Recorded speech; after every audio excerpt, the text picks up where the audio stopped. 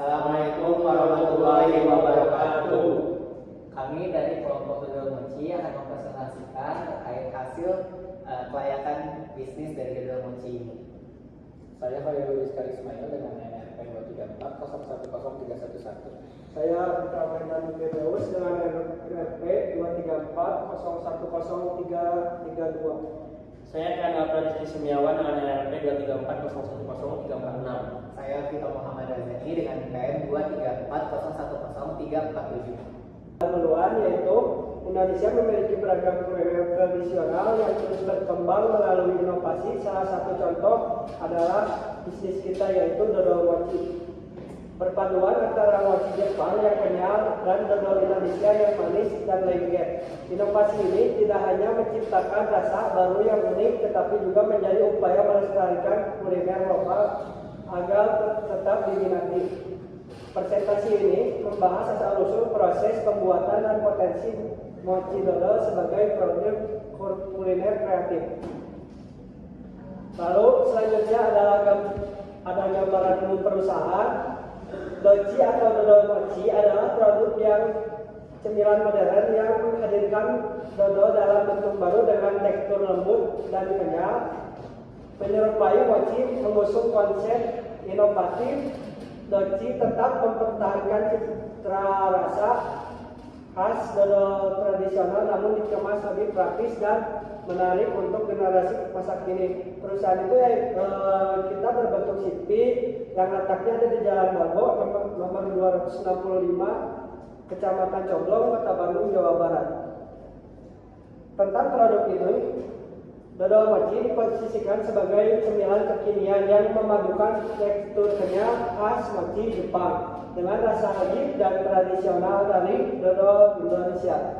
Produk ini menonjolkan nilai fungsi budaya, dibuat dari bahan alami tanpa pengawet, dikemas secara menarik dan higienis, serta cocok untuk oleh-oleh, hampers, dan konsumsi pribadi. Visi kita yaitu menjadi pelopor cemilan tradisional berkualitas yang digemari lintas generasi dengan tetap menjaga keaslian rasa lokal serta menghadirkan produk yang higienis, praktis, dan bernilai budaya tinggi. Lalu misi kita ada 4, yaitu yang pertama mengolah dodol tradisional dengan inovasi bentuk dan kemasan yang menarik tanpa menghilangkan citra rasa aslinya. Lalu yang kedua, menggunakan bahan-bahan alami dan berkualitas tinggi tanpa bahan pengawet. Yang ketiga, menjaga proses produksi yang higienis dan berstandar tinggi secara konsisten. Yang keempat, mempromosikan nilai-nilai budaya lokal melalui produk yang mudah diterima di berbagai kalangan.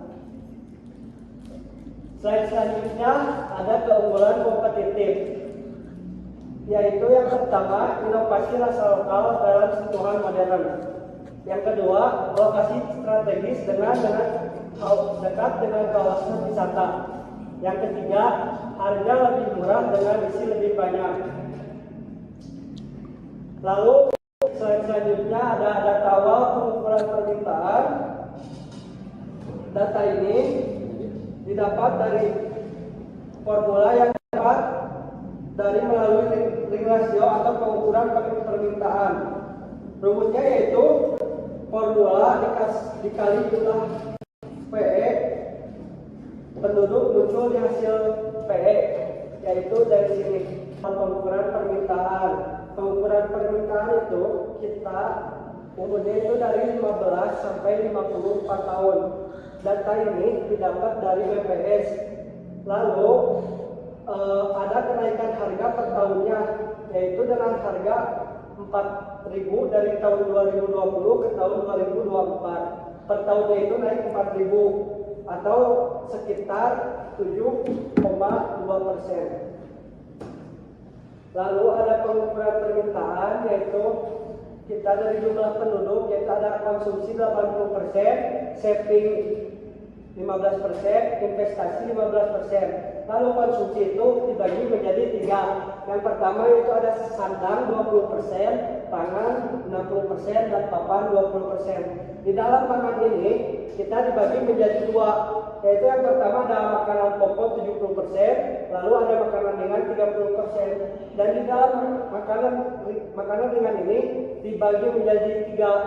Yang pertama adalah yang asin, yang kedua yang pedas, yang ketiga yang manis. Nah, yang manis ini dibagi lagi menjadi tiga. Yang pertama yaitu martabak manis 40%, roti bakar 40%, dan dodol 20%. Lalu slide selanjutnya adalah pengukuran permintaan. Data ini didapat dari slide sebelumnya, yang formula dapat melalui rasio atau rumusnya formula dikali jumlah penduduk, muncullah yang dihasil PE ini.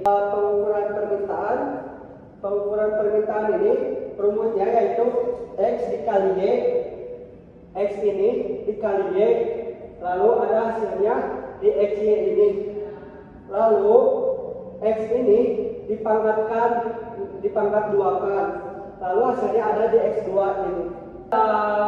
Selanjutnya yaitu tentang peramalan permintaan regresi linear, yaitu rumusnya Y sama dengan A ditambah BX, lalu kita mencari B terlebih dahulu, yaitu B itu rumusnya B sama dengan N sigma XY dikurang sigma X dikali sigma Y dibagi N sigma X2 dikurang dalam kurung sigma X pangkat 2. Nah, di sini ada peramalan yang tadi kita sudah masukkan di slide sebelumnya. Lalu kita mencari yang A-nya. Yang rumus yang A itu ada sigma Y dibagi N, lalu dikurang B sigma X dibagi N.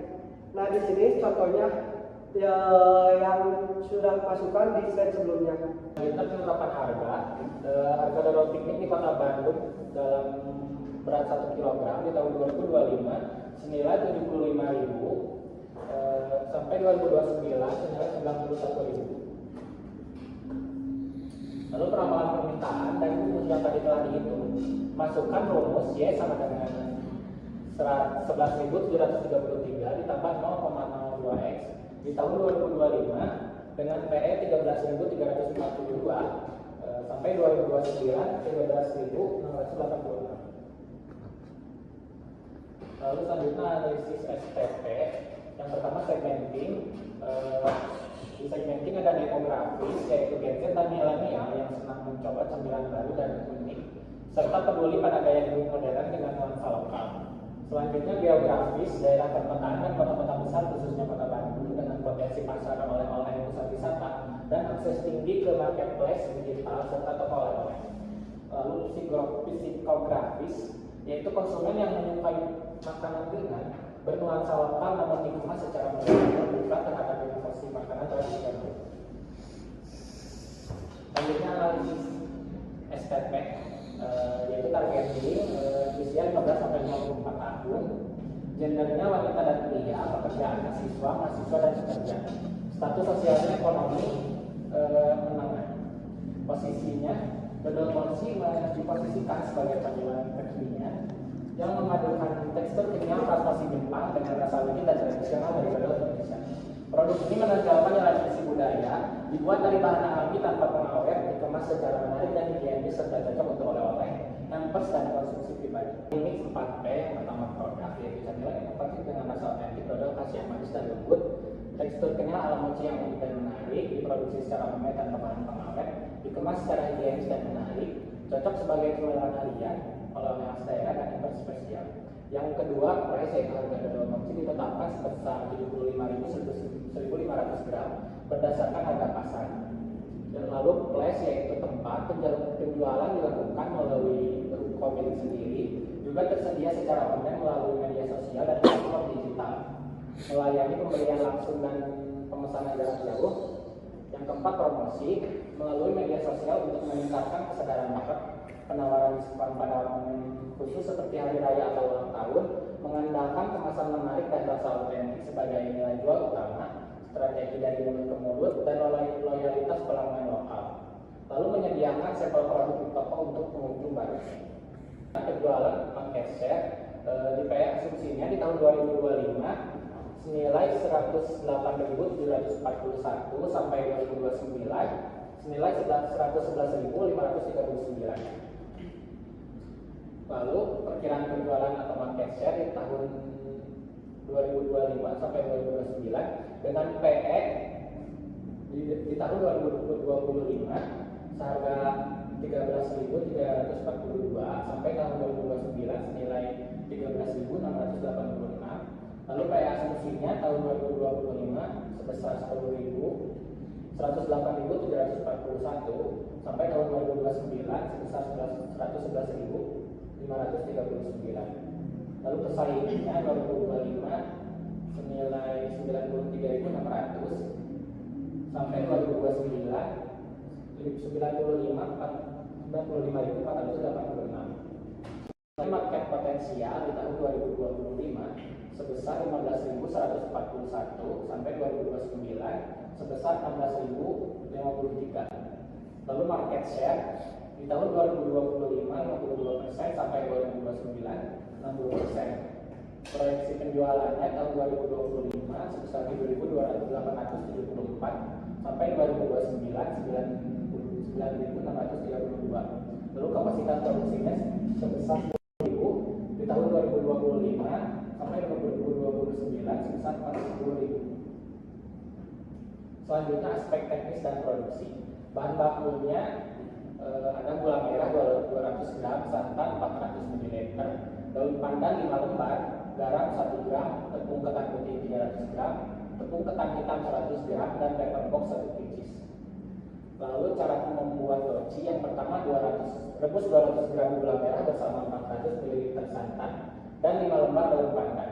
Tambahkan 1 gram garam agar rasanya lebih legit.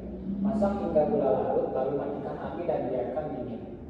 Yang kedua, siapkan wadah, lalu campurkan 300 gram tepung ketan putih dan 100 gram tepung ketan hitam. Tuang larutan santan gula merah yang sudah dingin ke dalam campuran tepung. Yang ketiga, aduk semua bahan hingga tercampur rata agar tidak menggumpal. Yang keempat, panaskan kukusan terlebih dahulu. Olesi loyang dengan sedikit minyak, lalu tuang adonan ke dalam loyang sambil disaring agar hasilnya halus. Lalu yang terakhir, kukus adonan selama 30 menit hingga matang. Setelah matang dan dingin, kue siap dipotong dan disajikan. Selanjutnya aspek teknis dan produksi. Yang pertama, pengemasan produk. Pengemasan produknya seperti ini. Lalu promosi produk melalui media sosial untuk meningkatkan kesadaran merek. Lalu penawaran diskon pada momen khusus seperti hari raya atau ulang tahun. Mengandalkan kemasan menarik dan rasa autentik sebagai nilai jual utama. Lalu strategi dari mulut ke mulut dan loyalitas pelanggan lokal. Lalu yang terakhir, menyediakan sampel produk di toko untuk pengunjung baru. Untuk lokasinya kita ada di Jalan Dago nomor 265, Kecamatan Coblong, Kota Bandung, Jawa Barat. Lalu layoutnya seperti ini. Dari aktiva berwujud, total aktiva berwujudnya yaitu sebesar 28.764.500. Kemudian juga ada aktiva berwujud sebesar 6 juta. Total aktiva berwujud dan aktiva tidak berwujud yaitu sebesar 34.764.500. Kemudian ada modal kerja tetap dibagi kepada total overhead tetap yaitu sebesar 74.500.000. Kemudian ada juga total gaji karyawan sebesar 86.400. Dari dua hal tersebut, total modal kerja tetap yaitu sebesar 160.900.000 rupiah. Kemudian ada modal kerja variabel. Dari total bahan baku didapat harga sebesar 261.750.000 dan total overhead variabel sebesar 1 juta. Total modal kerja variabel yaitu sebesar 312.670.000 rupiah. Kemudian juga ada aspek keuangan kebutuhan dana yaitu modal kerja tetap selama 1 tahun yaitu 160.900.000. Kemudian ada modal kerja variabelnya selama 1 tahun 312.670.000 dan aktifanya sebesar 34.364.500. Dari total 3 hal tersebut yaitu sebesar 508.334.500. Kemudian dari sumber dana yang tadi disebutkan bunga kredit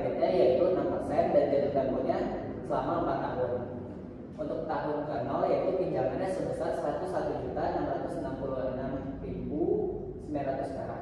Aset keuangan harga pokok produksi.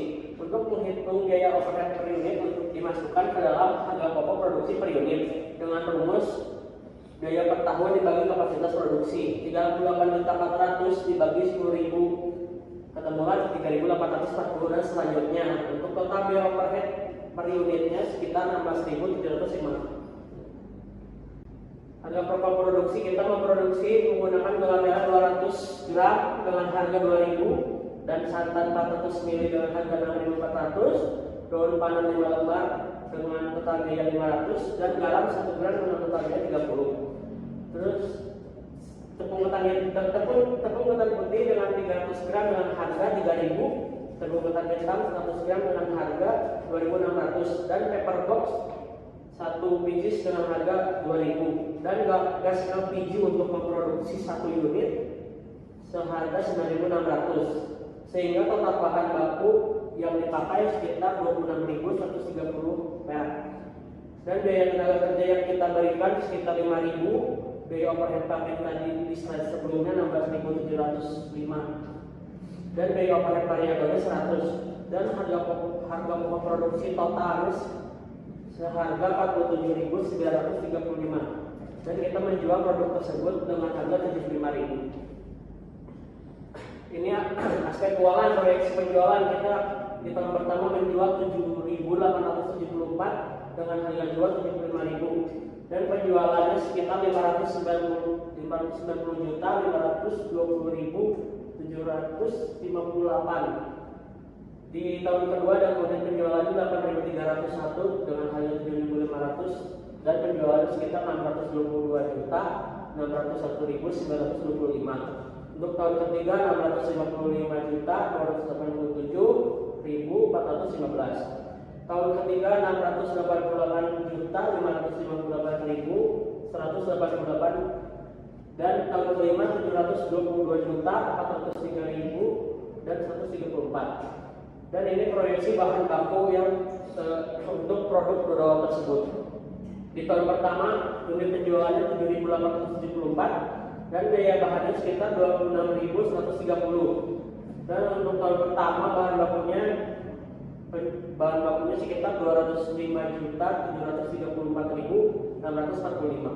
Untuk tahun kedua 207.791.991. Untuk tahun ketiga 228.302.135. Untuk tahun keempat 239.893.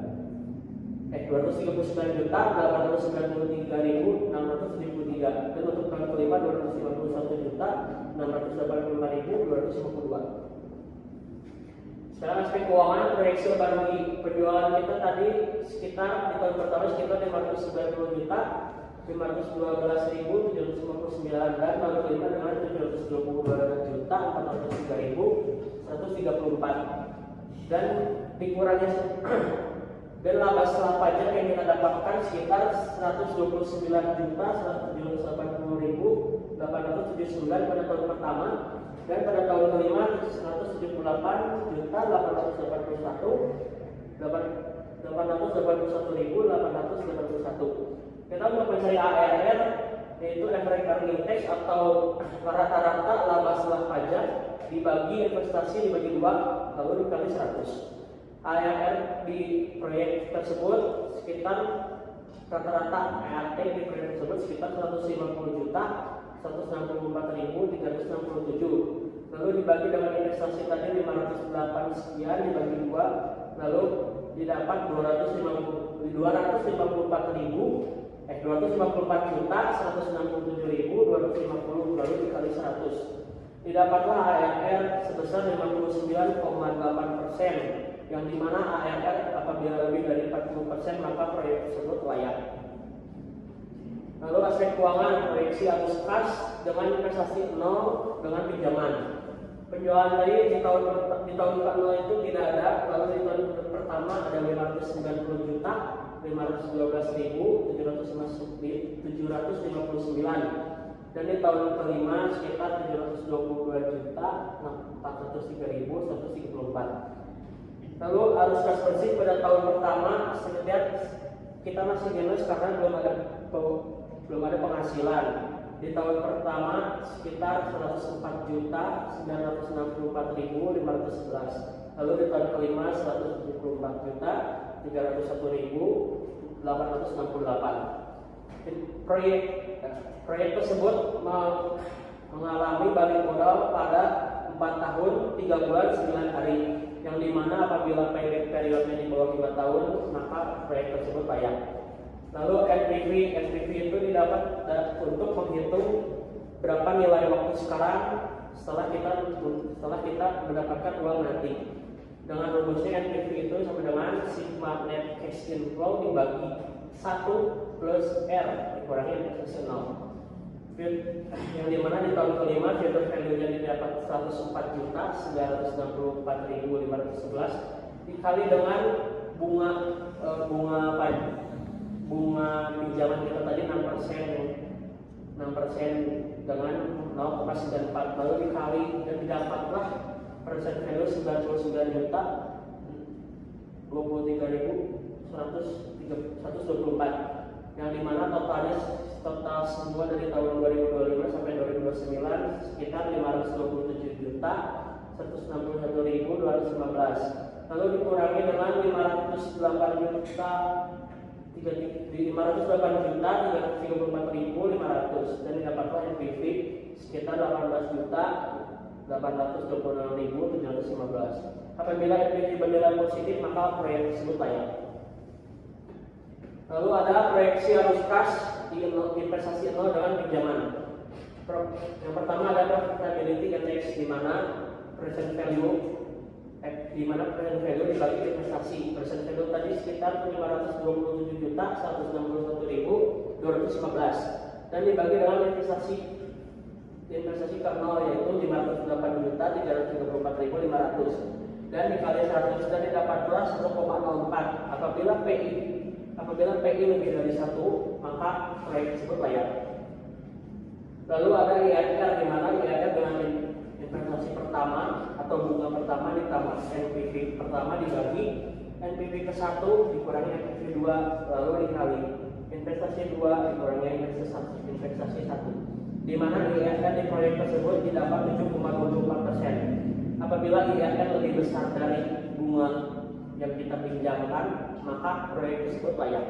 Dari slide yang sebelumnya yaitu didapat bahwa bunga kredit sebesar 6% dan jatuh temponya selama 4 tahun.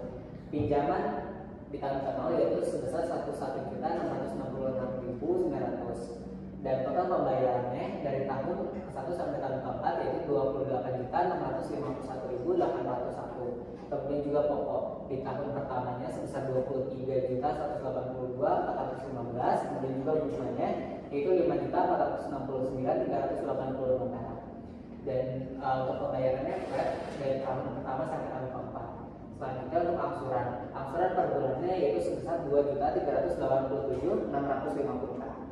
Manajemen dalam masa pembangunan operasi, yaitu manajemen dalam masa operasi merupakan bagian penting yang memastikan kegiatan usaha Nurul Munci berjalan lancar, efisien, dan sesuai dengan tujuan bisnis, yaitu ada pengolah, pengemas, supervisor, finance, dan kasir.